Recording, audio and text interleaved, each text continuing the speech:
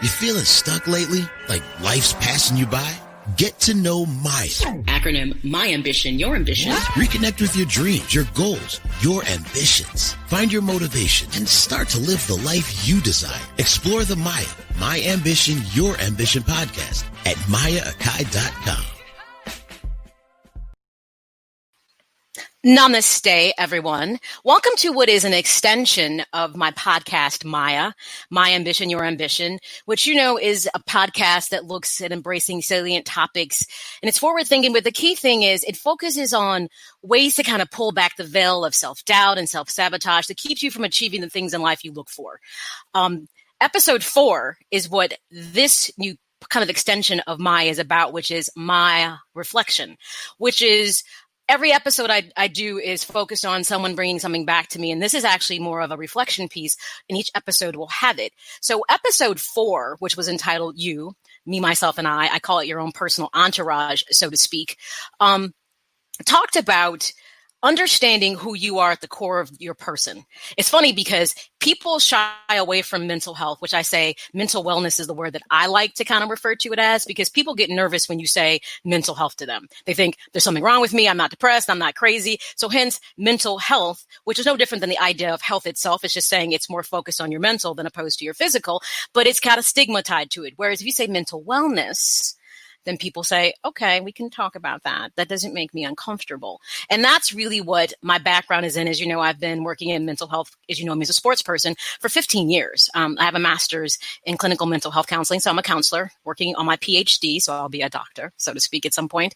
But I wanted to share, and I wanted to get back to this because it's something that's near and dear to me. And it's something that control so much of individuals' lives, and they hate to admit that when you mentally struggle, you tend to struggle with everything else in your life.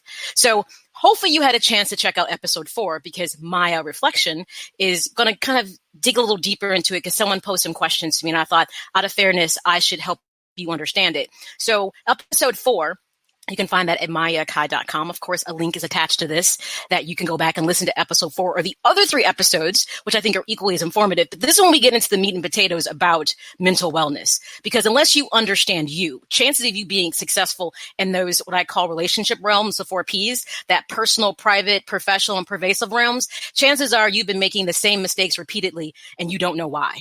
Because chances are you've never gotten to know you the way that you should. And we change over time. At the core of who we are, it's consistent, but changes with age and experience tends to modify that. And episode 4 is focused on, obviously, you, me, myself, and I. And it'll be a part 2 to it, because I couldn't really put everything into one episode. I try to keep them under an hour. And I said, well, you know what? It's worthy of a part 2, just simply because of the fact that there's too much to talk about with you. So a quick recap about what me, myself, and I, your personal entourage, is about.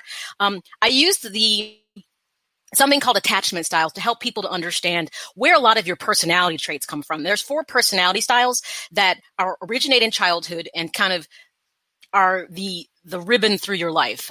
There is the 4 styles. There's secure, which is autonomous. There is avoidant, which is dismissive. There is anxious, which is preoccupied. And there's disorganized, which is anxious and avoidant together, so to speak.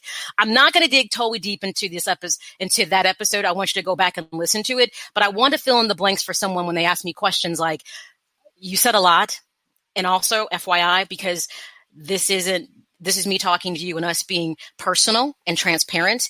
I left some articles for the research I did on the page so that people could kind of go back and read on this and reflect deeply. So if you want to know more about the resources that went into the episode, if you go to M.A.Y.A.com and you actually click on the podcast resources, episode 4, you can read deeper into the attachment styles. We also talked about languages of love, which is how do you communicate with people about what your needs are? Do you know specifically what your need is, so that, one, you understand why you need what you need, but more importantly, the person that you may be with, whether it's a significant other, whether it's parents, relatives, how in work, all these things play into how you process things. So Freud was the one who got in the beginning talking about human development and how it really originates in childhood. But the attachment styles do not come from Freud. It literally builds on the idea of psychoanalysis. So I'm going to tell you who I am. And hopefully this will prompt you to want to figure out who you are. Because remember, mental wellness is a thing that helps you to be great. I want to share something before I jump into it. At my job, I work for M.A.Y.A Health. We had a moment of silence and reflective on what's going on currently in society. And we focused on, as a organization that's in healthcare, our CEO, specifically of our hospital, talked to within the Black community all of the different health issues that exist that made a lot of individuals predisposed or having issues if they contracted COVID.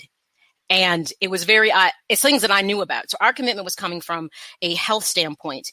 But what I want to say is one of the speakers said something that I like to steal other people's great sayings. He said that good is the enemy of great. And you would say, what? How can you say that? And the reason that good is the enemy of great is because when you settle for good, you get comfortable. You might not push yourself harder to achieve greater things for yourself. When you become complacent and comfortable, you tend to stick with it because comfortable is acceptable. Good is acceptable to you, to yourself, and often outside of you. So keep that in mind when you think about trying to strive to being your better self. Are you settling for where you are right now because it's good and it's comfortable? Or do you really feel you've really achieved the most you can achieve in your life right now for who you are? That's hard because one of the things I talked about in episode 4, key foundation of the conversation, understanding subjectivity and objectivity. It's hard to be objective with yourself, to look in the mirror and to call it like you see it. And most people can't do it, bottom line, because it's painful and it means you got to be transparent with you. Well, let me tell you something. If you can't be transparent with you, chances of you being that way with someone else or being healthy in the rest of your relationships are probably slim to none. You're going to be destined to make the same mistakes and not be happy. So understanding your attachment style is key. Go back and listen to episode 4, MA.A.com, or just click the link above. So the person who said, Maya, tell me more about your attachment style, here's how it works. I'm a person who is generally secure in my attachment style. What that means is I am open to sharing with myself others. I'm comfortable with who I am. I don't avoid things. I don't have high anxiety with things. I tend to be able to roll with things, go with the flow. That's me. The one part of my secure attachment style that does not fit, and mind you, attachment styles come from parenting, which means I had parents that were very nurturing and kind and loving, and they challenged me. They put me forth into the world and taught me how to fail as well as how to be successful. Because remember, without failure, often success doesn't make a lot of sense. You have to know how it feels not to be successful to know that you don't want to keep feeling that way.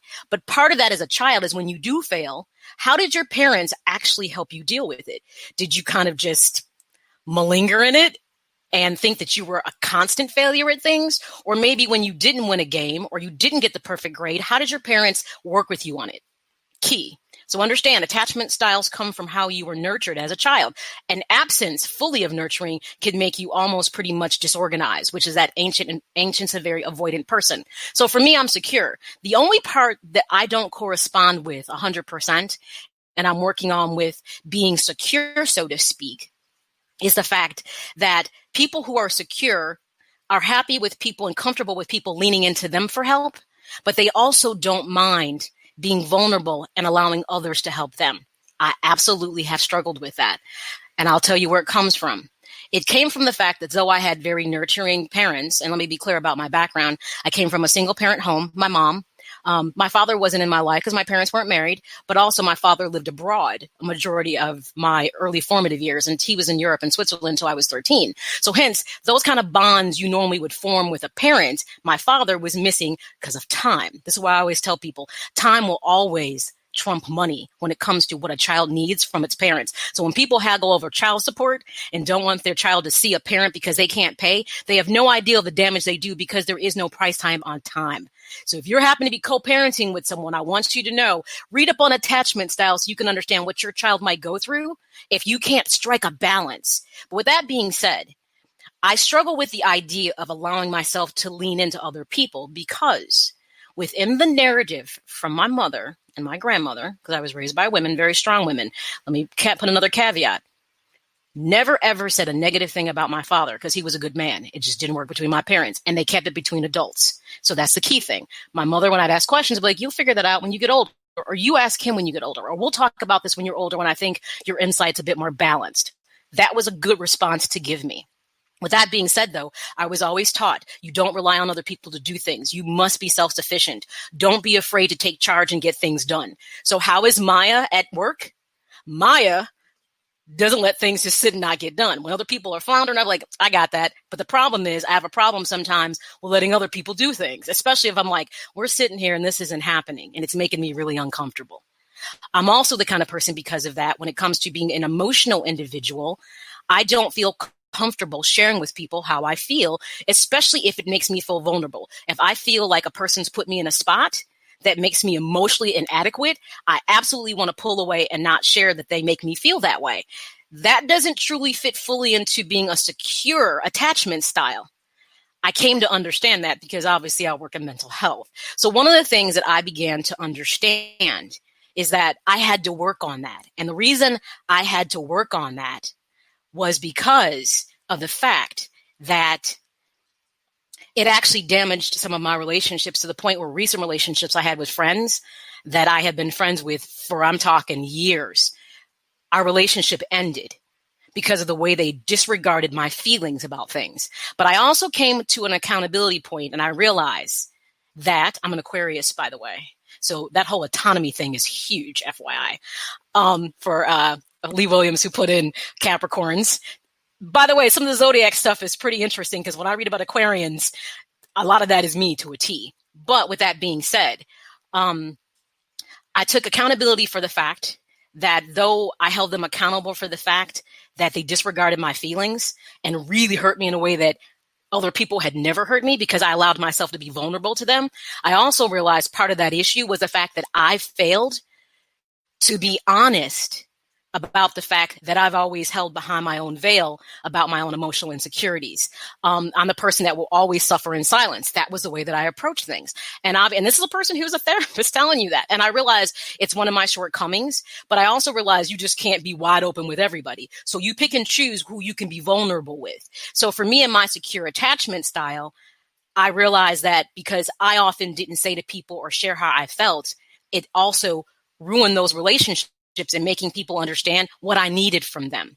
And this is what's key. Who is guilty? Raise your hand of you don't want to say what you need because you're afraid, one, you don't want to seem like the person who needs too much. That's you're too clingy, codependent, all these kind of things. And sometimes those of us that have been raised to be independent, we confuse independence with being emotionally intelligent. And that's things I've talked about before in the past, is being comfortable and understanding how you feel and what makes you happy and what's your shortcomings, but being also to connect with others. So in my secure attachment style, remember, if you want more about this, listen to episode 4, but also you can go to M.A.Y.A and go to the podcast resource section. And there's whole articles you can read about it that will let you dig deeper into it. Because if you're raising kids, I think understanding attachment styles could be huge for you. So you can understand how you can build them up, or how you also could be tearing them down by being too overbearing with emotion, or being too detached and free. The helicopter versus the free range parent. Striking a balance is huge, but you also understanding the nature of your child's personality is key. And ask yourself, am I parenting the way that I was parented? And if I am, is that the right thing to do? That's the real big question when you decide to procreate and bring forth into the world your own. There's never 100% right about parenting. There's no handbook on this, but there are some things you can do right. So the thing that I learned about me is that in being secure in my attachment style, everyone can lean into Maya. Maya's there. And that's another thing that hurt me in my friendships that I ended, was that Maya was there. And they thought so little of my feelings when they decided to do something that I thought was so crash. And the thing about it wasn't the first time. I should have called it. So what did I learn and how have I grown? I had another relationship with somebody, a friendship, who I felt like she only called me when she needed to complain or harp. I have another person like this that I have to sit down and we have to have an open, honest conversation, because the things she does to me, people do to her, and she vents about it to me, which is interesting. So I decided that I would just push her away. Maybe she was someone who didn't need to be in my life as a friend. That wasn't the right thing to do, because she wasn't necessarily a bad person. So when the opportunity presented itself, I told her, and she was floored. She said, I never knew you felt that way. I said, yeah, this is how I feel. And I gave her examples of what had happened and why I felt that way. And she goes, why didn't you tell me? And you know what? I said flat out, you're right. It was my fault. I should have told you, that you made me feel that way when you kept doing this, or when this would happen, we never had a follow through on this, but you could always call me when you needed me for something. And so with that being said, we began to work on our friendship again with honesty. The hardest thing, and the reason most people struggle in most of their professional, pervasive, and even, personal and private relationships, is because that transparency and honesty is hard to do. I always say to people, if being honest was easy, people wouldn't lie. We just all tell the truth. We know with the truth sometimes can come consequences. So with that being said, when you understand your attachment style, it can probably help you to understand how you interact in your more intimate relationships with people, how you are when you're a parent, how you are when you have to deal with your parents, how you interact with your friends, how you are at work. All of a sudden, I guarantee you, your inside emotions will be illuminated because you'll understand yourself better. Now, the other piece to this, because I want to keep this under 20 minutes, because it's just a reflection from episode 4, which I will continue to do, is that your language of love, and your language of love, this is so interesting, is that it's often how you need people to interact with you or to respond with you to feel as if you have meaning and value to them.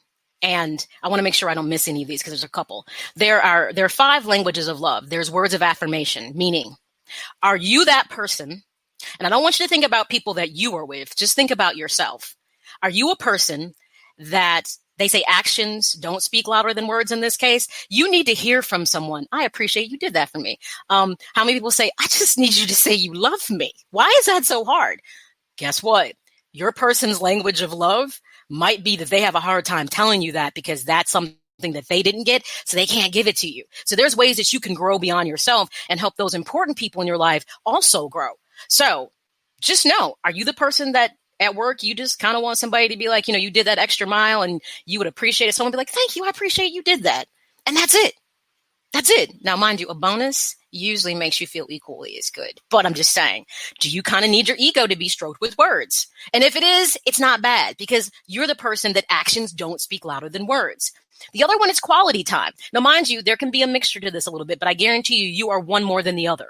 Quality time. Quality time is, for you, it's about the time someone takes to spend time with you and they use it with respect and appreciation. How many times have you ever been someplace and you'll see people who can't take their face out their cell phone and they're sitting at a dinner table? And my thing is like, you can't put your phone away for dinner to just sit down and connect with the person that you're with. Because whatever you're looking at the phone, you can connect with it later. You'd be surprised how many people just can't focus on what's in front of them because they're so caught up in other things. But what they don't realize is how disrespectful that might be to the person that they're with. That if we arrange to go on a date, or if I'm supposed to be with my kids doing something and I'm focused, I keep looking at my phone because work is contacting me, but I'm supposed to be doing something with my child. Don't think they're not aware of the fact that you're not dialed into the time that you're spending with them. So are you a person that quality time means something to you? Receiving gifts. For some people who might think that some people are gold diggers, it's not necessarily true. For some people, the idea of receiving gifts makes them feel appreciated and loved. And this often comes from the way that they were actually raised, that their parents, who maybe were so busy doing their work, compensated with always buying them things opposed to spending time or being present in different ways. So they assume you show me that you love me because, or you care about me, or that I'm appreciated because you buy me things. Now, if you're asking how does this translate over into other relationships besides personal relationships, think about your private relationships. So for instance, for some people, if it's Mother's or Father's Day and it's just totally blown off for your birthday, and this could be for your friends as well, you might be like, wow, I didn't even get a happy birthday. Really? And more than that, it might just be someone gives you a simple gift and you're like, wow. And it's not so much what people give you when you're a person about receiving gifts. So let's not confuse the gold digging thing with actually liking to receive things. It might just be that someone thought about you. So it might be like, hey, my friend, for instance, a good friend of mine said, I've got a friend who sells cosmetics and I bought some lip gloss. And I had a picture a couple days ago. She goes, here, I got this one for you. I thought it'd be nice on you. And I'm not a receiving gifts person, but I was like, oh man, thank you. That's so cool that you thought that this would be good for me. So some people, it's just those small things to know that you thought of them and you put a little effort into the thought is what does it for them. Acts of service. Oh, wow. This is one that gets people. Are you that person that it is what you say, but it is what you do that makes a difference.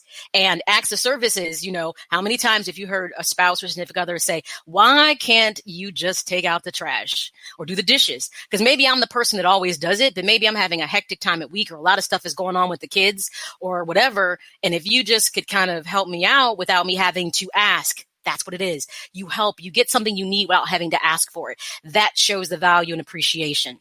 So acts of service may be your thing. And physical touch, and this may be a lot of people. Some people can't stand the idea of being touched. Think about people who love PDA.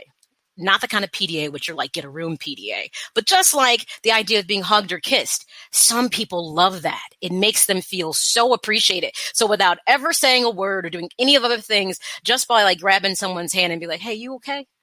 How are you doing? Physical touch for a lot of people is something that creates such stability for them.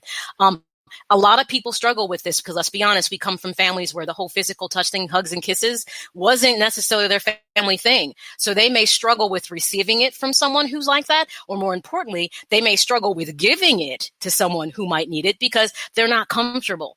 And these are all things to think about. What is your language of love? And more importantly, if you happen to have children, a significant other, or other family members, what is theirs? And are you equally giving them what they need to be happy and to feel appreciated and loved? These are small things that people never think about because no one ever fleshed it out and said, what's your language of love? But these are things that truly affect the way we interact and communicate with people. Communication will be a whole nother podcast I'll talk about. And there are ways that people communicate and you'll be like, spot on, that's me. I do it all the time. I'm guilty of it. Or I don't mean to be like that, but now that I've read that description, I'm pretty sure that it's me. So you would say, M.A.Y.A, when this is all said and done, what is your language of love? I have to say that I'm a person that's probably more about acts of service, so to speak. I get real uncomfortable when people get too lovey-dovey, like with words and physical touch. Though in my old age, I've come to appreciate it a little bit more. I would say 10, 15 years ago, I didn't. And I'll tell you when I learned more about my language of love is when I went through a divorce. Because I'll be honest, I pretty much went into it not knowing any of those things about myself. But when I left out of it, what I learned about myself, I wasn't busy looking at what exactly didn't go right on the other person's side. I was like, what was I accountable for and what was I not honest about? And honestly, it was my emotions that I wasn't honest about and what my needs were emotionally. So with that being said, for me, words of affirmation, I find are the things that work more for me. And it's not saying that you have to be, I don't need that. So it's not so much, I'm like, that's not my thing. It's the acts of service. I'm more about just show me, not necessarily tell me words, because, you do have people that will say anything to you, but their actions don't back it up. So if I had to pick two, I'd be like, well, you can tell me something, but what you do needs to back it up. You don't ever have to buy me a thing, but if you treat me good as a person, that shows me that you actually respect and care about me. And this is where people will often fail. What's more important to you?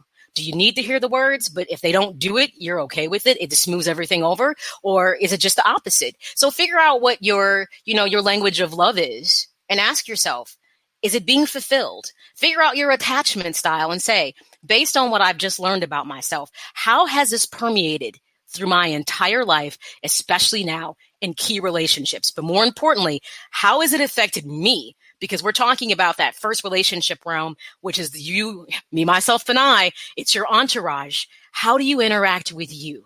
And it's so interesting that people don't want to be objective because it's hard, opposed to saying, if I'm objective, this is going to help me to better understand myself and have a healthier, fuller life, or maybe be a better parent and understand, oh, geez, maybe I miss this with my kid. Maybe I should ask some questions like, can I ask you a question?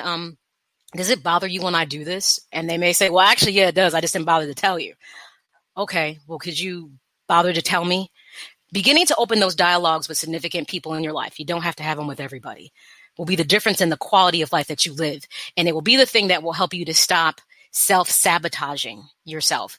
It will help you to stop having self-doubt, because you'll begin to understand the things that you do and why you do them, and to be able to have a corrective action, so to speak. But if you keep living in the dark, if you stay behind the veil and you don't address what your own issues are, people always want to focus on what someone else should do different, opposed to what they should be doing different and how you impacted the situation. Remember, You can't fix anybody else. You can only be accountable for your own actions. And you should always be doing a survey when something goes right, as well as when something goes wrong.